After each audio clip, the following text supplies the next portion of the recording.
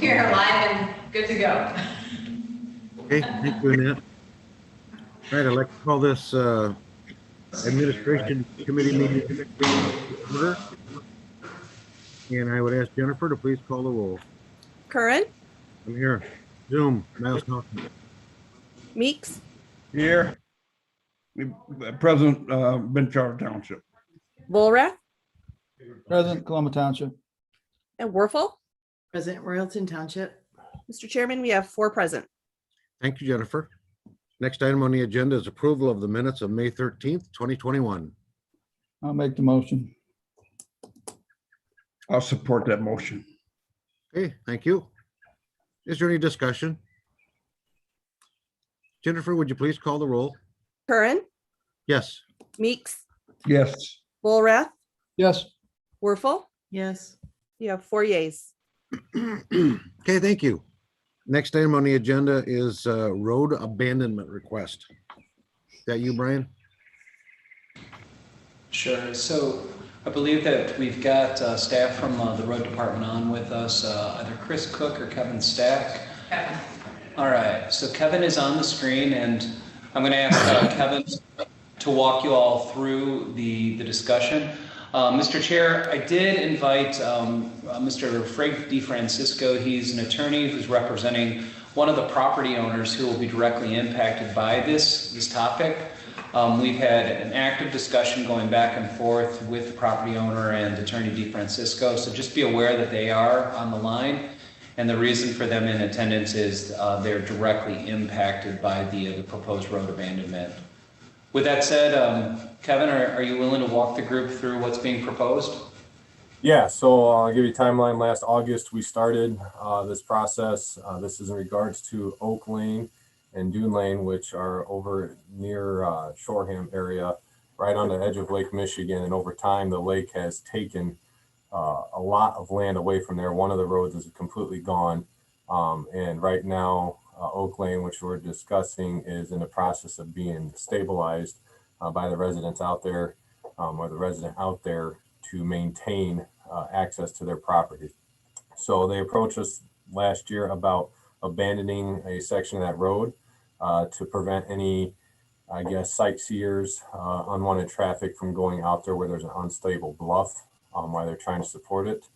So they went through all the processes, the proper procedures and everything with us to abandon that right of way. We did have a public hearing with all the homeowners in that area that have direct access to those parcels. They have a petition by all the homeowners out there in agreement to abandon this section of road. And moving forward, we are going to abandon approximately 215 feet of roadway. This allows approximately a 30-foot section of road to extend up from the intersection to allow our maintenance operations in the wintertime for a truck to do a 3-point turn in there, so we can make sure the road still gets plowed. However, from that point back, it'll be a private road where the residents who need access will have access. If the Board of Commissioners approves it, it will go into land description and GIS, where they will properly separate the right-of-way that's there now equally among the parcels that connect to it. Okay, thanks, Kevin. So the request to abandon the 215 feet was made by the property owners. It was not initiated by us. Any abandonment has to be initiated by the property owners, and they have to get support from the townships, all the neighboring entities. And if there is one person that is against it or questions it, then we go into public hearing, which we did on this one just because we were unable to get correspondence back from everybody. So we went into a public hearing, had a public hearing, had no objections out of there, even waited a couple weeks after that to make sure no correspondence came in by mail. Heard nothing. So we moved forward to the next step of, I guess, recommending the abandonment to the board, moving forward to the next step then. Okay, thanks, Kevin. Just so I have an understanding, I've been through this before, but I'm not sure exactly, that once we abandon that road, it becomes a private road and is then owned and maintained by those property owners who are adjacent to that road? Correct. So from here, it'll go to land description where they will look at equally adjusting all the property lines in there to show that this is now a private road they own to, the center line, and it's not a public road and not maintained by the county. Okay, other than the first, I think you said 30 feet, could the property owners take that 215 feet and not make it a road and just say it's part of our yard now, part of our property? If they want to drive over grass to get to their parcels, they can do that. Okay, but there's still houses back there on those parcels. They still have to get back there one way or other. Yeah, I believe there's only 1 or 2 houses that are currently back there, but there's probably 3, maybe 4 lots total that is affected. So, Okay, and this is primarily because of the beach erosion from Lake Michigan. correct. So the erosion is almost up to the edge of roadway, and one of the property owners took it amongst themselves to secure that bank to save their property. So with them putting that much money into that shoreline of protection, this is a request that, hey, we're just going to abandon the road now. You guys can take it, make it yours, and keep traffic out of there. Okay, thanks, Kevin. Are there any questions from the committee members? I have a question about, are we still gonna plow that road? No, so there'll be a 30-foot section that will still be ours, and all that is for is so our truck can come up, make the turn onto one section, back up, and then go back out.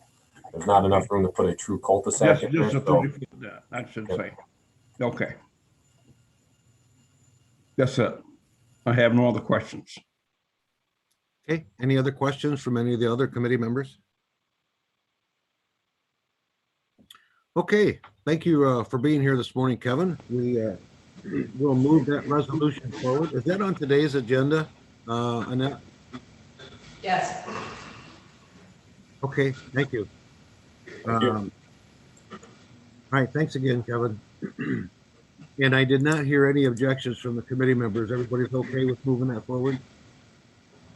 I'm okay with it, Jim. It's nothing different. We've done those, few of these before, so it sounds like they got all their bases covered. Okay, very good.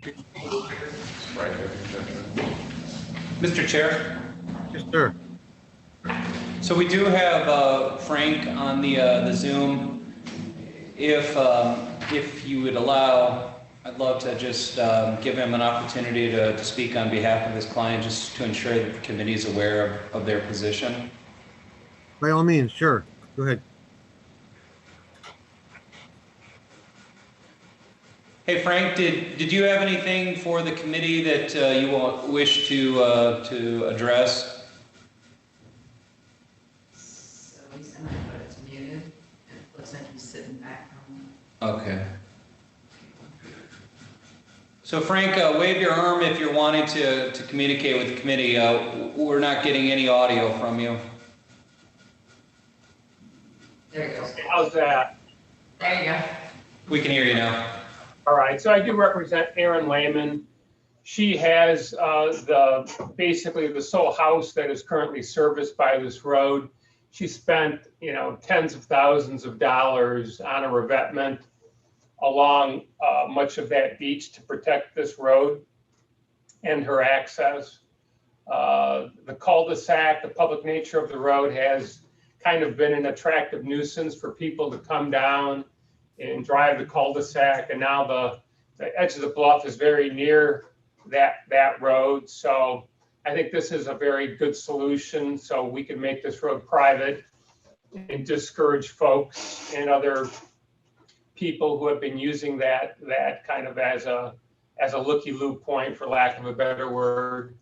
So she's in favor of this. Nobody's objected to it. So we would ask that this be done. Okay, thank you for those comments, sir. And I believe you heard that we are going to move the resolution forward. So we're Yes. good. Thank you. You're welcome. Thank you for being here this morning. Rob. Okay, if there's nothing else on that topic, we'll move on to contract with New Buffalo Township for office space. And I see the sheriff is sitting there. Everybody's had an opportunity to review the material. if you have not, or if you have questions of the sheriff, or if you just want him to start in, we'll turn it over to the sheriff. Well, thanks to New Buffalo Township, they decided to build a police fire headquarters on US 12. We have a contract with them, so our 5 deputies will be there with no cost because they're New Buffalo Township deputies. But we want to start part of our South Patrol because we have substations. We have a substation in New Buffalo, and one in Niles, and one in Waterville. So this would, we've been having our South County deputies, 2 of them start in the tribal police station, which will be probably tore down after we move out and move into the new building because it's in bad shape. It's old. It's got some, some beginning of some mold in it. They haven't done a lot to it just because this new building is going to be built. So I want to keep our deputies on that side of the county so we can have a faster response. They have to report there to work. So no matter where they live in the county, if they're assigned to the South County, they got to drive their personal vehicle down to this new substation, New Buffalo Township Fire Station to start their duty. We'll have a car there. They have enough garages. They built a 5-car garage for the sheriff's office and the tribal police to be able to park inside. So it's something that we're happy that has happened. It's gonna be a great building for many years for the south end of the county in New Buffalo Township. So we would have to pay, I think Brian has what we would pay per year for 10 years, I believe, and then it's minimal after that. Yeah, so the breakdown of the agreement is we'll be leasing space, $15,000 per year for the first 10 years. After the first 10 years, it then falls to a simple maintenance amount of $1,000 a year to assist with snow plowing as well as just general upkeep of the property. The agreement is set up as a 99-year agreement, so this is something that on a long-term basis the county could take advantage of via the structure. The other thing that I just wanted to point out to the committee is, as the sheriff mentioned, we are down there right now at an existing setup. The Pokagon tribe has allowed us to take advantage of a single-family home where it is near the entrance to the casino. That single-family home is in deteriorating condition. I've included a report that was prepared for the tribe on behalf of Whiteman and Associates. That report goes through and lists all of the issues with the home and then includes images of the home and the challenges there. It's pretty clear that that home is either going to be sold or demolished. If we want to maintain a physical presence in the New Buffalo area, it makes sense to move into this newly created public safety building. I can run you all through the challenges with the existing home, but I think just putting it simply, we're going to have to leave that property because I don't believe it's going to be there that much longer. We've enjoyed the benefits of having free space, but that benefit is ending. So we've worked on this for a number of months. This has been reviewed back and forth by corporate counsel as well as New Buffalo's attorney. From my perspective, it's new, it's modern space that's specifically crafted for public safety, and I think this makes sense. Okay, thanks, Brian. Are there any questions from committee members?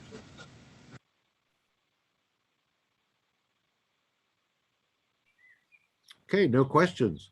Then we will move resolution 6239 forward. And Annette, is that on today's agenda as well? No, this one's not until June 10th. We brought this to the committee today because I was uncertain as to what your schedule was like. So we had it prepared and ready, so I went ahead and brought it forward. But that's the date that it's going to be approved. Okay, very good. Thank you. Anything else on that topic? Okay, the next item then is public meeting status discussion. Brian? Sorry. Okay. So to the committee, I'm going to pull up a screen share of an email that Dan Fetty had put together. Dan is in the room with us, and between myself and Dan, we're going to have a conversation with you all about what we think makes the most sense. Please understand that we brought this up yesterday at the continuing COVID committee, or what I generally refer to as the Emergency Operations Committee. Our intent is to talk with you all, and if there is general consent amongst the admin committee, we'll then start this messaging with the full Board of Commissioners. So with that said, I'm going to have Dan start talking with you, and I'm going to pull up a screen share so that he can just reference the memo that you've all seen. 1 second.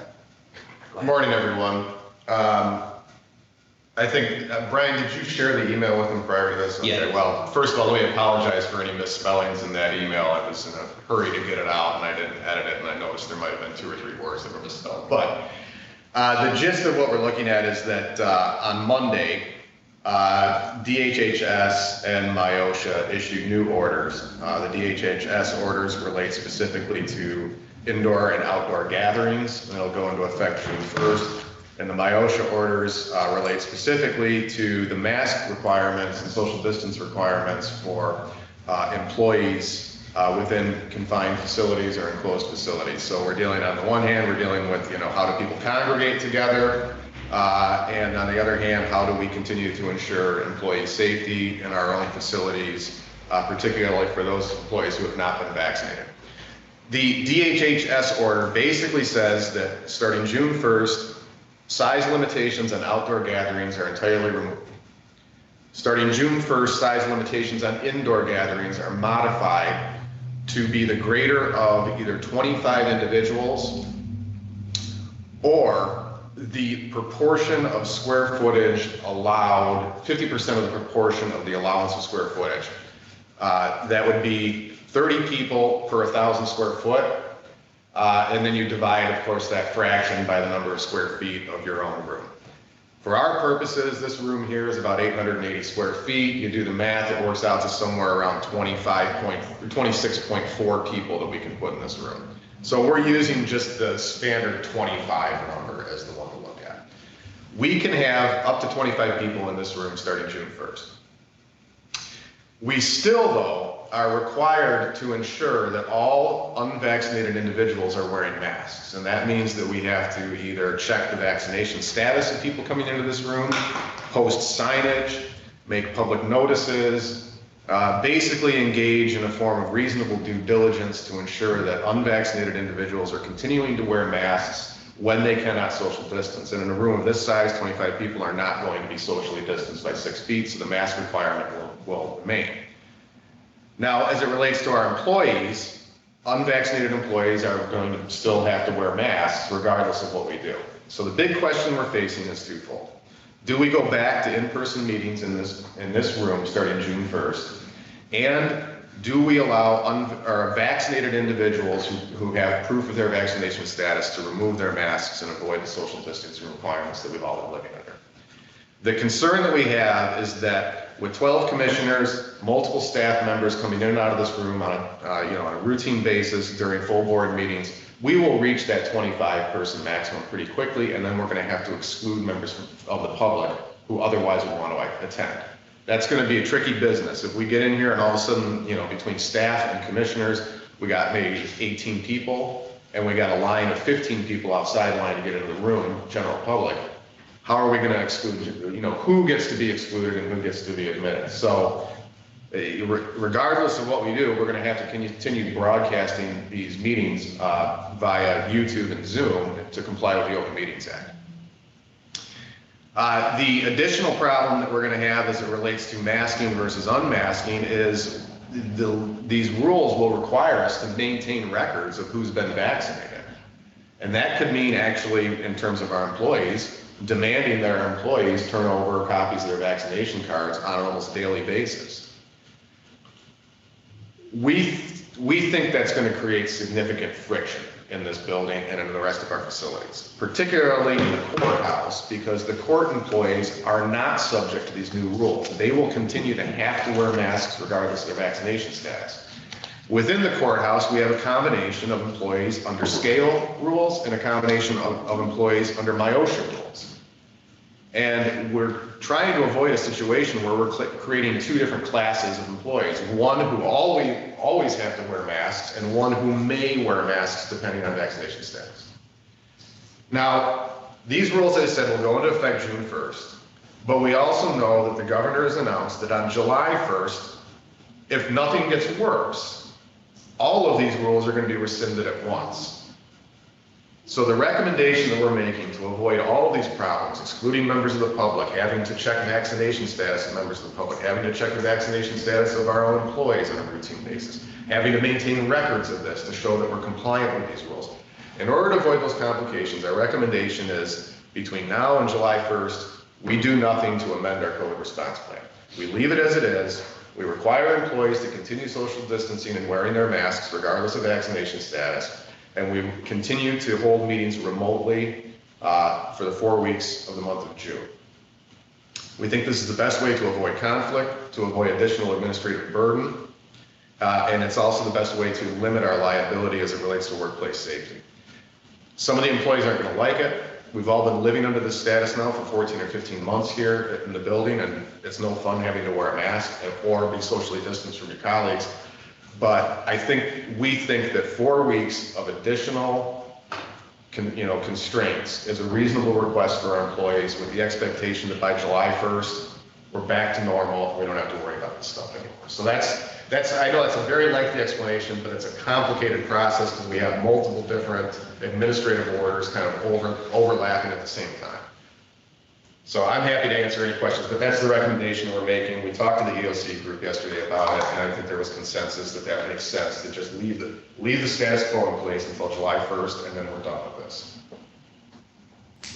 Okay, thanks, Dan. Are there any questions from the committee members? Yeah, Jim, I don't have any questions, but from everything we heard today and then yesterday, I'd certainly be in favor of waiting until July 1st. I want to get back as much as anybody to our meetings in person. We need to do that. Our whole board needs to get together.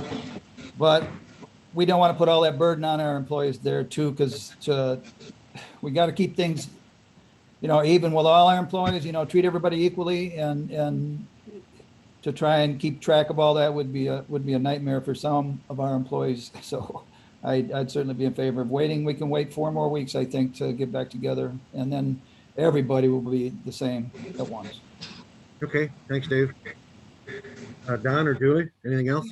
I would add to that. I agree with everything Dave just said, and what Dan presented to us. There's no point in putting a lot of stress on the system over 4 weeks when we already know that as of July 1st, everything is getting removed. So that makes total sense. The only thing I might add is we have the opportunity, we've talked about adding an evening meeting back into the schedule. We could potentially do that maybe 1 week early in June at a park and in maybe South County or something like that. But I agree with there's no point in putting the stress on changing all the rules and the policies and the procedures over 4 weeks. I'm also in agreement with that, but I kind of think we need to keep this YouTube and the streaming going. I think that really has brought something to the commission and for the public to see what we're doing. That's almost as good as a night meeting. Maybe it's a little better than a night meeting. But I kind of think with this going on, what's 4 weeks? Let's wait 4 weeks at that point. But I don't think the streaming should stop. So that's my input in this. Okay, thanks, Don. Appreciate that. And I am in favor of this as well. Brian, I'm going to kind of refer back to you. Is this on today's agenda? You'll see agenda. Is on the agenda for today? So what I was hoping to do at today's Board of Commissioners meeting is to have the admin committee talk with the board about this specific topic. There's one other factor that has to be considered, and that's the state of emergency. With the current state of emergency, every city, every township, every village that is, and school district that's taking advantage of the use of Zoom for their Open Meetings Act compliance, I believe our intent would be to end the state of emergency as effective June 30. So my advice to the admin committee, to the Board of Commissioners is for the next 4 weeks, every week we need to be discussing this, reminding the public that the return to normal will be effective July 1, that the state of emergency will end June 30, and we spend the next month pushing that information out to all the local units so that there is not a scramble from any of the local units to adopt a localized state of emergency for the continued use of Zoom. I think if we spend the next month reminding the public that this is the board's intent, I think we can limit the number of complaints that are likely to come to the Board of Commissioners in July. Similarly to what we did in the beginning, we sent out a press release to Yep. everybody and included all of the municipalities with the board's plan to do that. Maybe we might want to do a similar thing like that once they make a decision. So, Mr. Chair, I'm not sure if you could hear Annette, but she talked about at the very start of the COVID response plan, we pushed out a news release and then pushed information to all the local units. I think it would make a lot of sense as early as next week's meeting to have a resolution just essentially memorializing what has been discussed at the admin committee meeting today. The July 1st return to normal, the June 30 shutdown of the emergency declaration. If we could start pushing that information out and then send regular reminders as we close out June. I just don't want a situation where we have multiple local units scrambling to try and figure out how to run their open meetings. Yeah, no, I'd agree with that, Brian. And I think for this initial rollout for today, I'll introduce it and then I'll let you cover those 3 main topics. And then we can continue it every week thereafter. So I'm going to defer to you for those, to cover those 3 topics that Dan has put into his memo. Okay? Okay. Okay, very good. Okay. So if you want Dan to be present, to help out, that's fine. Not a problem. I'll be down here. Yep. Okay, thanks, Dan. Nice job on that. Thanks. Okay, anything else on that topic, Brian? Nothing, sir. Okay, then we'll move on to strategic planning discussion. Sorry. Yep, we lost audio for a second. So to the admin committee, I've talked with the individual commissioners starting back in the fall of 2020 about getting strategic planning underway. Annette did a little bit of legwork and just looking back at the Board of Commissioners history. I think 2017 was the last time that this effort was done. And then even further back since the last time we brought in an outside consultant to assist. So as administrator, I believe there's a lot of value in going through a weighty strategic planning process. And what we're trying to accomplish is not just interviewing the 12 of you on what you all would like to see, but then doing additional outreach to a variety of local leaders from South County, from North County, and everywhere in between. So on an informal basis, I've had a guy named Jim Hettinger doing legwork to begin the strategic planning process. We have not yet finalized a contract agreement with Jim. Jim has been dealing with some personal family health issues, so he's been very flexible, and in exchange, I've been real flexible with him. It's time to get him under contract and get this process formally underway. My intent is at next week's meeting to bring forward a contract. The last time we did this, I believe we ran it through finance. What I'm trying to do today is just make you all aware that the intent is to take it through the parent committee, then to the full board. Once we have a signed agreement with Jim, all 12 of the commissioners will be spending some time with Jim either in face-to-face or via Zoom. in addition to all of the other scope that he has planned for outreach. Just real quickly, if you don't know Jim, he is someone that's familiar with this area. He was the interim CEO for Cornerstone Alliance as they transitioned, bringing in Rob Cleveland. Prior to that, Jim spent the better part of 3 decades running Battle Creek Unlimited, it's an economic development corporation that serves the greater Battle Creek area. Jim spent many years on Western Michigan University's board of directors, and then also was one of the board of directors for Chemical Bank. So Jim's got a real strong network and a real solid grasp of economic development efforts as well as community planning.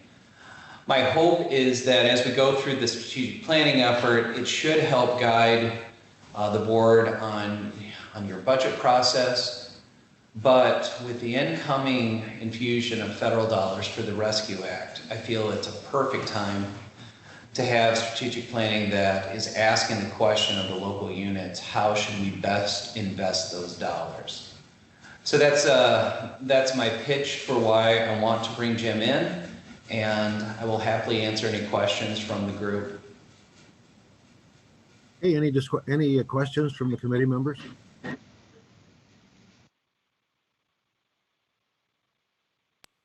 Okay, Brian, you said we did this in 2017. Was that in-house? We didn't hire anybody? Correct. And Annette, do you remember the last time we actually hired someone from the outside to assist with this? I believe that would have been under Administrator Henry. I think. So it's been a while. It's like 2002 maybe.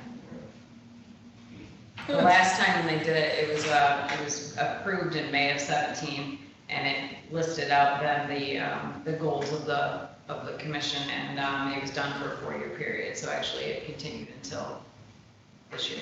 Okay. Hey, Brian just estimated cost. How much will this cost, and how long will it take?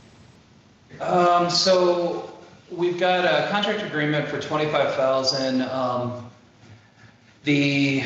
The length of time is somewhat dependent right now. Jim's done quite a bit of legwork in the South County area. I don't want to go into a lot of details in a public meeting, but I believe I've disclosed to most of you that he's got an ailing member of family. So I would anticipate that we could have this thing done sometime in late summer. However, there's a big caveat that if things go south for his member of family, we may have a pause. And I will go into those details just on a one-on-one basis.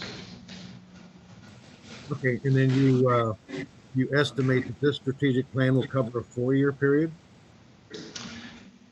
So that is what the county has done in the past. What I've personally dealt with is a 5-year period. This is 5 to 10 in here. Yeah. Is the contract, I believe.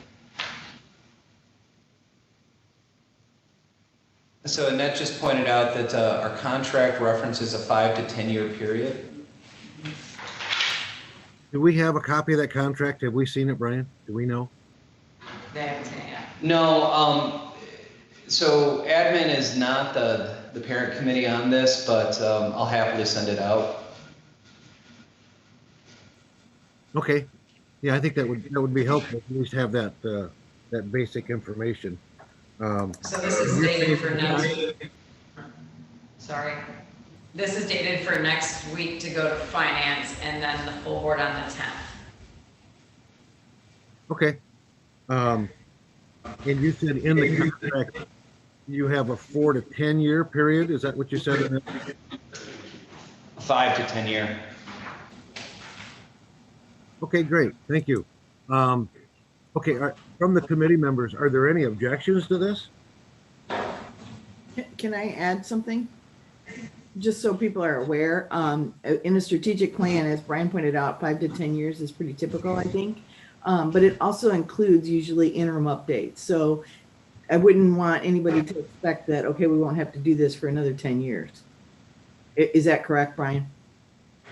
Yeah, so the way that we handled it in my prior employment, we would work on the strategic plan, and then on an annual basis, as we close out the fiscal year, we would try to go through and highlight the accomplishments of the community.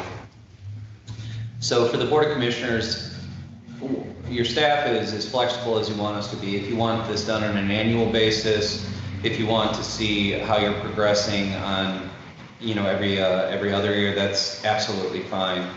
I think that the real change that we're going to be dealing with is the Rescue and Recovery Act. Those dollars are so large and have such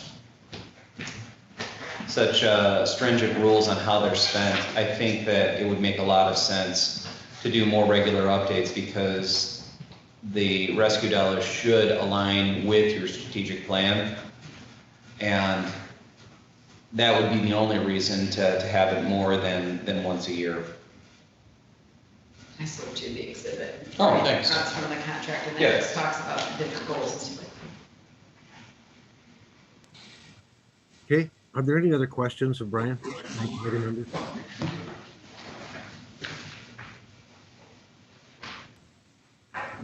Okay, then I guess you have our blessings on that one to move forward.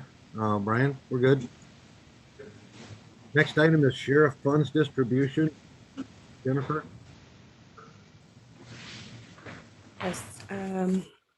This is for the Sheriff's Department to use funds donated by Ashley and David Warren to purchase an Aqua Eye handheld sonar device for the dive team for $4,800. Okay, thank you. And that's just to go into the minutes, just notification that that we did that. Also, refresh my memory, Brian, there was some discussion in finance about how to handle this in the future. Yes, so the Finance Committee has offered guidance to staff on the use of the bidding process. We've created a process where if you are going to a sole source provider, there's got to be some type of justification statement submitted. So where things got a little confusing was one of the recent sole source requests had been for a piece of equipment to assist the Sheriff's Department with water rescue. That piece of equipment was funded by a donation from a local family. And I think the discussion at finance was, well, if this is being funded by 100% donation, do we still need to run the standard bidding process? And through some back and forth communication with members of the Finance Committee as well as with Chairman Curran, I think that it makes sense that with the donations coming directly to the Sheriff's Department, if there's 100% funding in place and it is no way public money, that just a waiver of that bidding process would make sense. My intent is to go back to finance next week and continue the conversation about formalizing that waiver to ensure that there's no confusion on future purchases by the Sheriff's Department or by any other departments that have offsetting, 100% offsetting donated money. Okay, thanks for that explanation, Brian. Does this committee want to get involved in that at all? Because my position is that it should not go to finance at all, that the parent committee should take care of those requests. And in this case, it's the Sheriff's Department. So that would be our committee that we would oversee that. It's not really something that falls under the purview of the Finance Committee for any kind of a waiver. It's a donation from an individual or an individual family for a specific purpose for the Sheriff's Department to use, and not subject to bid, in my opinion. So what are your thoughts? Well, I don't understand the bid process there. Are they donating the money or are they donating that object? I mean, they buy it, donate that, or they donate the money so the sheriff buys it. I mean, either way, I don't think we can go back to the people who would like to donate this and say, here's how you have to do it. you know, too many regulations. They, you know, I just think that that process could be streamlined and, you know, So to follow up on Commissioner Bullrast's comment, the way this is working is if a family is wanting to donate something to assist with the Sheriff's Department, they're actually making their donation to the Community Foundation. That then allows that donation to have some tax advantages. The Community Foundation is then cutting the check to Berrien County, at which time our finance department has the infusion of money and the sheriff then can select a piece of equipment to be purchased. The most recent piece of equipment was actually tied to a water rescue effort. The family made the donation specifically to the Community Foundation with the intent of buying the sheriff's dive team a very specific piece of equipment to assist with future rescue efforts. yeah, I do remember that conversation. Yeah. So when people donate money, they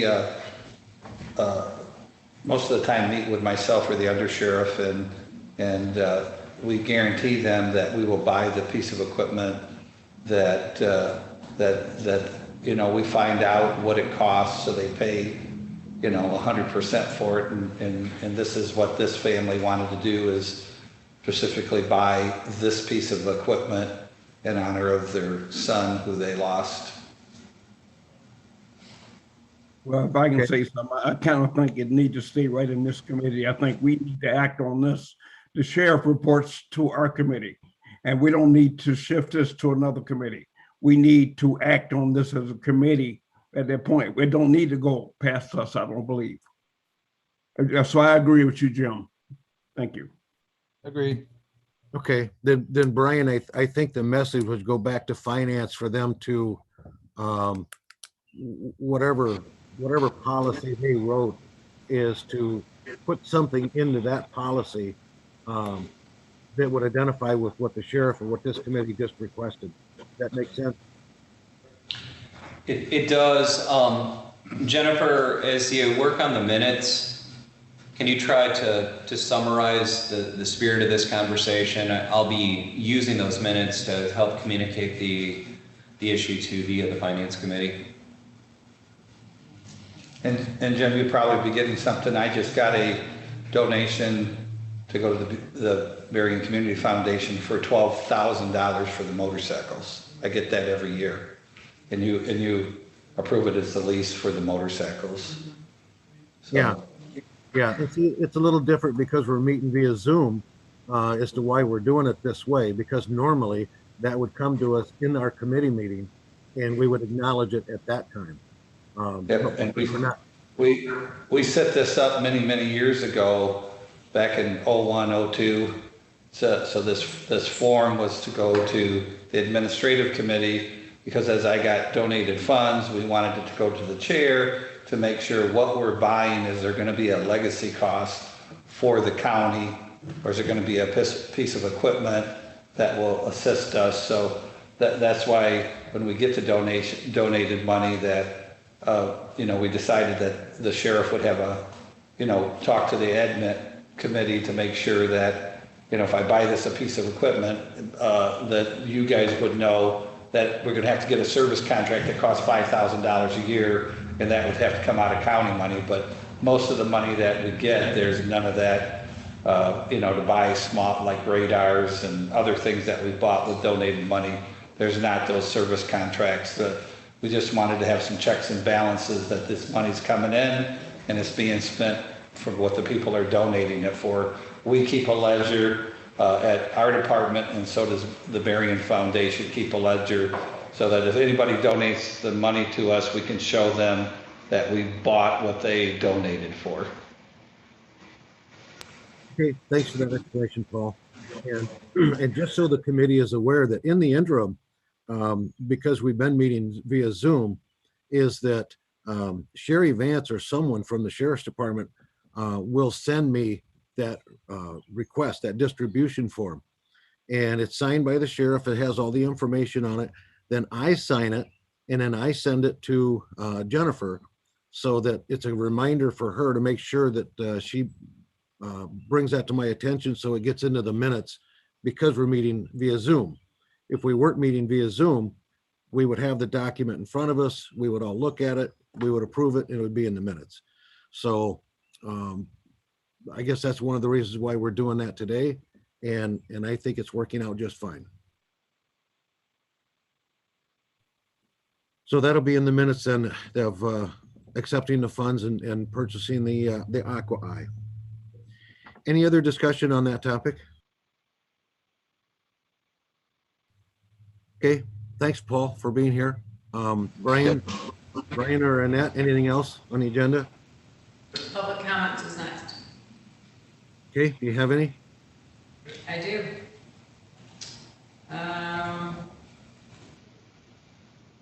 Tony Benhart from Sodas Township. I agree that the meetings go back to live in July and still have a live Zoom connection if possible for people that cannot attend in person. After a period of time, if the Zoom loses attendance, then do away with it. It may take a while for people to feel comfortable to return to the meeting in a confined room. And that's all of the public comments. Okay, and thank you for those public comments. Anything else from the committee members? Chairman, do we have time in our scheduling for a next meeting? I'm sorry, say that again, Julie. Do we have timing or scheduling for a next meeting? Not that I'm aware of. I was just made aware of this meeting yesterday. So I'm not aware of any. There was no meeting until yesterday. Yeah, I think there was no meeting until yesterday. It developed. Yeah. So no, I don't have anything. Do you, Brian or Annette, do you have a scheduled for a next meeting? We don't have a date picked out, but one thing I wanted to discuss with admin was the friend of the court has reached the completion of the remodel. We have Tom Watson, who has been the longtime FOC manager, has also announced that he'll be stepping down and retiring at the end of June. My thought was it might be nice to take the admin committee over to the friend of the court to see the work, and then also just to spend some time with Tom and wish him well. If you would all like to do that next week or the following week, we'll happily accommodate that. If there is interest, I think it would be kind of neat to see how it looks today versus just 6 months ago. Okay, are you thinking on a Thursday, like after the board meeting? The problem with that is I believe yeah, that should work. We'll have the BC bit, I think the tentative plan for that was 2 p.m. So if admin members would be available at approximately 12:30, we could start here and then move over to the front of the court. And I would think that we should be wrapped by 1:30 or so and leave time to get back for the VC bid meeting. We could all show up that day to the meeting, couldn't we? And then just go over there from there. I mean, Yeah, we wouldn't be overburdening the room with 4 of us. No, if admin came to the 10:30 meeting of the board, that would absolutely speed things up. Except that we have to post a time for the admin meeting if you're going to start it out as a meeting versus just going over there for a tour. So What's the cleanest way to do it? we would have to post a meeting with a start time. Could we start it at noon? We could. Okay. Jim, would you be okay with that? Yeah, and part of the reason why I'm asking Brian is if I attend the meeting there at 10:30, I need more than a half hour to get back home to join the next meeting via Zoom. So that's why I was asking the day and the times, because I need more than a half hour to get back to Niles. I mean, as of right now, there is no other business that we Yeah. have for admin, so you're literally just kind of having a meeting for the school. So admin members, here's what I'd like to do. Today, let me reach out to Carrie Smetanka and Tom Watson and make sure that next Thursday at noon, that there's no reason that we shouldn't be in the court. If those two give me the thumbs up, I'll go ahead and get us scheduled. We'll give you lots of notice, and then we'll plan to head over there. More than a day. Okay, you mentioned BC Bit next Thursday. There is no BC Bit meeting then? There are no meetings after that? So I think, we don't currently have it on the calendar, but if we follow the standard schedule, it was the 1st and 3rd at either 1:30 or 2 p.m. It's a good day, sir. See you. Hi, Chair. Okay, so we do not have one next Thursday. Trying to look at your calendar. I can't. It's not on my calendar, but it is going to fall on our normal day. So I would just need to send out the Zoom information and the agenda. But I think BC Bit would meet on the 3rd and 17th of June. Okay. Now, you also mentioned something about Public Defender's Office. Is that ready? Animal control. Yep, so Public Defender is all moved in. And if you would like to knock out those tours, we could definitely do that.